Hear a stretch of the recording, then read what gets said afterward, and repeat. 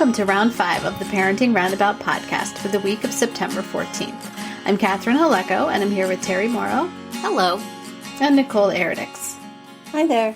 Today we're taking a break from talking and complaining and obsessing, and instead shouting out things other people are doing that we think you'll find as useful or enjoyable as we do.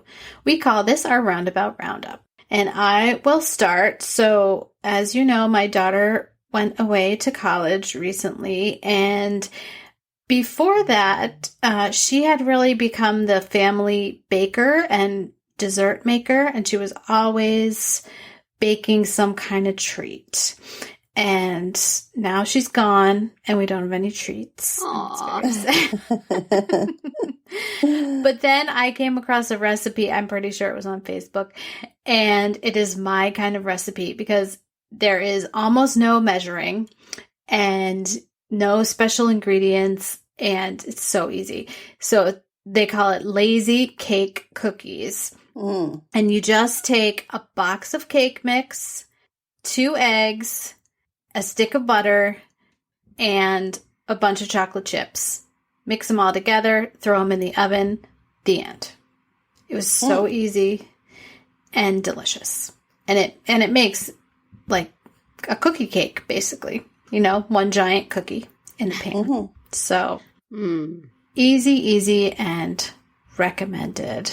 Because I don't like to measure things. I don't like to have to, root around in the cupboard for baking powder and baking soda and flour and all that stuff. This, you just have a box of cake mix that does it all for you. But yet, you can feel like you're doing something in the kitchen. Wow. So, lazy cake cookies, check it out. I will link the recipe. Although I just told it to you. Nicole, what do you have to share today? Oh, I feel like I just landed on a gold mine of writing resources. This is another TikTok recommendation, folks. It's a site called RefNWrite, as in, WRITE. So RefNWrite.com. Have you heard of this one, Terry? No. Catherine? Since I don't think so. So this is more for academic writing, so papers. So, you might want to pass this link on to your daughter, Catherine. I know I've already given it to my kids, but it is a reference for writing papers and academic content, and it has all the fancy phrases you'll ever want. It tells you what to say in each section and how to say it, and it will help you reword things. And I don't know about you, but when it comes to stuff like that, like the formal typewriting, I'm always at a loss for words. I don't know how to say, I have an idea from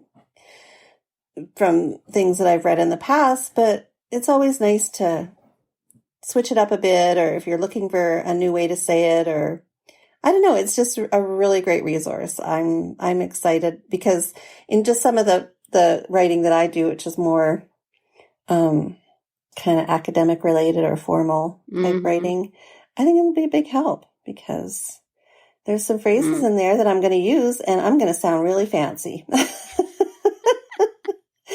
And that I think it's advertised as, upping your writing game type thing. So. Okay. Oh, trust me, it looks really good. I'm snooty about robot-enabled writing because I see a fair amount of bad versions of that, and Microsoft Word's suggestions are always uniformly awful. But, I guess in theory. But it's not a robot. It's like it's just an academic bank of phrases that are used in academic writing, and you go through and choose what you think is going to fit best. Okay. I think, for people who aren't writers, it's a great resource. I guess. How to make your writing just a little bit more impenetrable so it will be academic. Well, for those of you that are a little bit more like me and aren't as snooty about certain things, alrighty. when it comes I'm just to saying, writing, I edit a lot of manuscripts that have a lot of that sort of thing in it, and I wish they would not. So, okay. I know, but then some people don't know how to say it otherwise, so it's a guess. resource. It's a resource. That's okay. I'm snooty about my own kind of stuff, so you can be snooty about writing. Yes. Well, I can see where. If that is the sort of the thing you need, that would be very helpful. Mm-hmm. What do you have to recommend, Terry? Well, I mentioned that I am starting to listen to a lot more stuff on Audible, and I cleaned out a bunch of short things that I had in there. And of course, what do you do after you clean out a space? You fill it up again. So Audible started this thing where they have a Plus catalog, and you can just download anything in there for free and listen to it. So I stocked up on a bunch of stuff, and I am now have a long list again. But one of the books that I got was called Where the Light Gets In, Losing My Mother Only to Find Her Again by Kimberly Williams Paisley. She's probably best known still as the bride in Father of the Bride.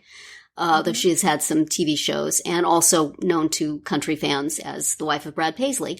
But I had noticed some years ago that this book had come out and thought, gee, one of these days I'd like to read that. So when I saw it in the Plus catalog, I downloaded it and listened to it right away. It was a little over 5 hours, and she reads it. And I really enjoy seems the wrong word, because it's about her experience with her mother having early onset dementia and how that proceeded and how it affected their family.